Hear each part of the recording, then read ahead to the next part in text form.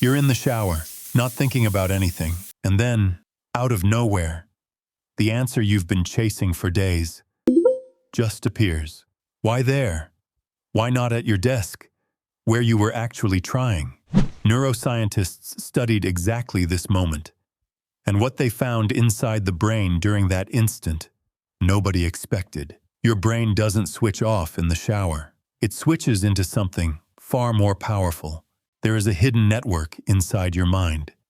It stays completely silent while you're focused, stressed, trying hard.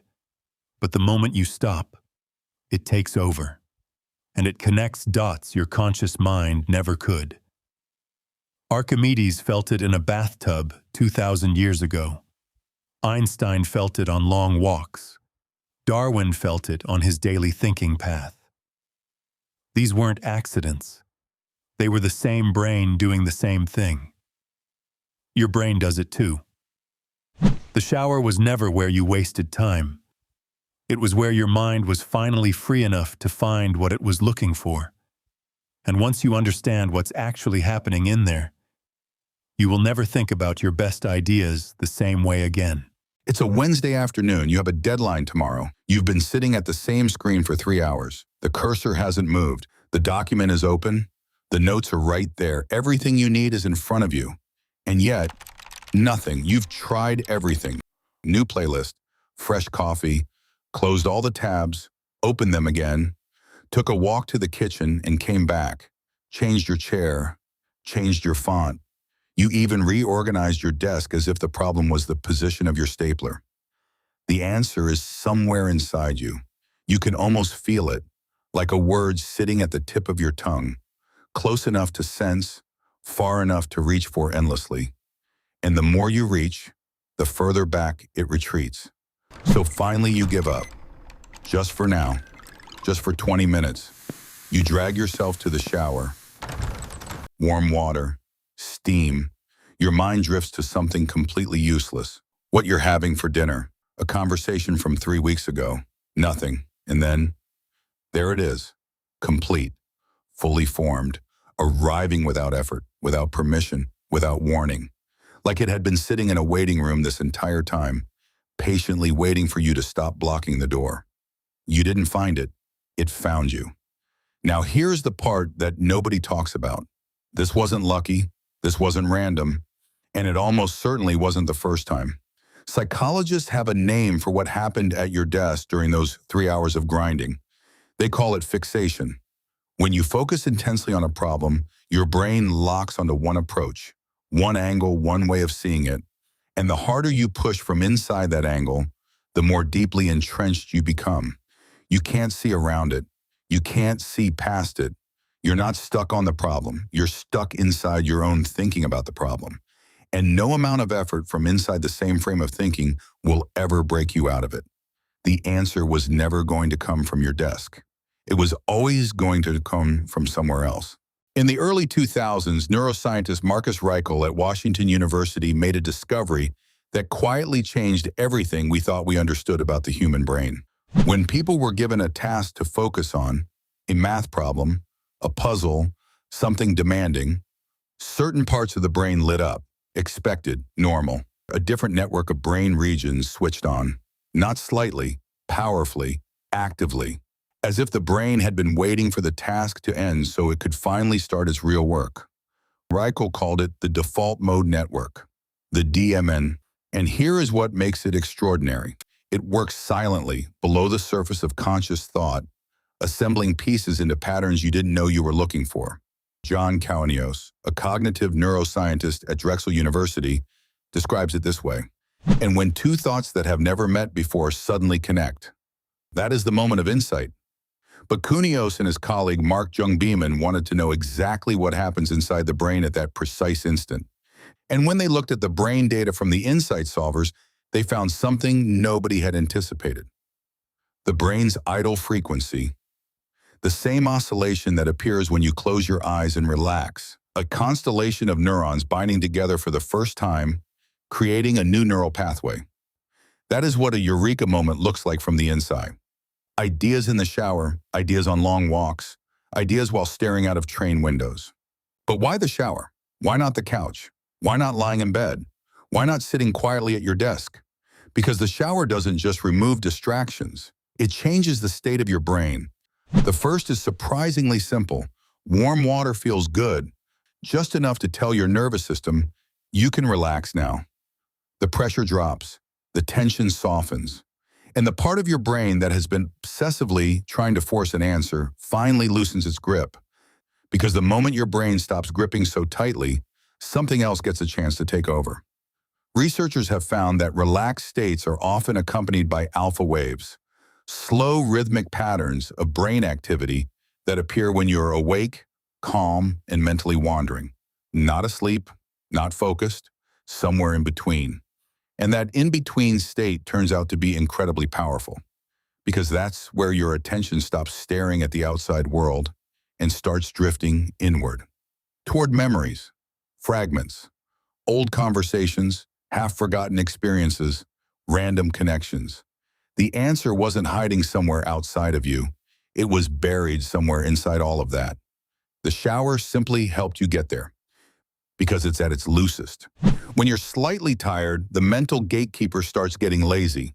The part of your brain that normally says, that's irrelevant, that's a stupid idea, that doesn't make sense, begins to relax. And suddenly ideas that would normally be thrown away are allowed into the room. Most of them are useless. A few are brilliant. That's the trade. Their minds allow more unexpected thoughts to survive long enough to connect with something else. And a warm shower temporarily nudges almost everyone toward that state. But there is one final reason the shower is so powerful. It takes things away. No notifications, no emails, no scrolling, no messages, no glowing screen demanding something from you every few seconds. For 10 minutes, there is nothing to react to, nothing to perform, nothing to consume, just you and your own mind. And for a brain that has spent the entire day being interrupted, that silence feels unusual, almost uncomfortable. But beneath that silence, something important begins happening. The same hidden network that was blocked all afternoon finally has room to move. Connections begin forming, ideas begin colliding, and sometimes an answer you've been chasing for days quietly walks into the room, as if it had been there all along. In 1926, psychologist Graham Wallas proposed something simple, but powerful. Creativity, he said, is not magic. It is a process, a sequence the mind follows every time it solves something difficult. He broke it into 4 stages: preparation, incubation, illumination, verification. At first glance, it sounds almost too structured for something like creativity. But the deeper you go, the more it makes sense. Preparation. This is when you try, you think, you research, you push. You collect everything you believe might matter. This is the stage everyone understands, because it feels like work. Incubation, then comes the part most people underestimate. You stop, you walk away, you shift your attention to something completely unrelated. But something strange happens here. Even though you stop thinking, your brain does not. It continues working in silence, behind awareness, below thought, rearranging everything you already know. Illumination, and then, sometimes unexpectedly, it happens. The moment of clarity, not built step by step, not forced, just arriving fully formed. The oh moment, the feeling that something just clicked into place. Verification, and only after that do you return.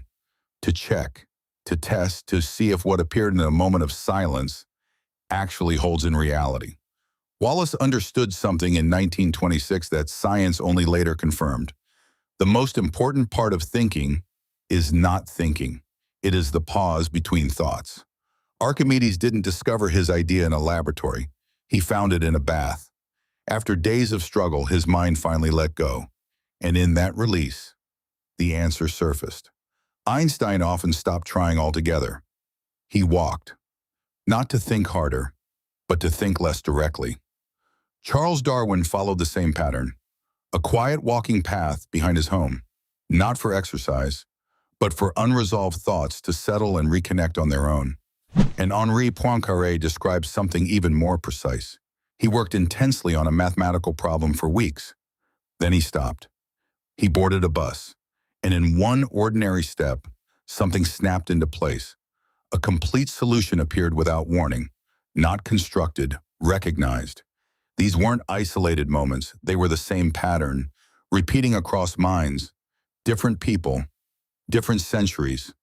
Same mechanism, a mind that works best when it is not being forced. Interestingly, the moments we remember most in life are never the moments we were trying hardest. They are the moments we let go. A train window, a quiet walk, a shower with no distractions. Nothing is happening, but something is changing. Because insight doesn't arrive under pressure. It arrives when pressure disappears. Maybe that's what the shower really is. Not a place to think harder, but a place where thinking finally becomes clear. So if there's something in your life right now that won't move, a problem, a decision, a thought stuck in place, stop forcing it. Step away from it, let it breathe. The answer is not in more thinking. It is in less interruption. And when the idea finally comes quietly, unexpectedly, don't rush it away, just notice it. It may have been forming long before you were ready to see it. So tell me, what's the best idea that ever found you when you weren't trying? And don't forget to hit the subscribe button and the notification bell so you don't miss out on my future uploads. See you there.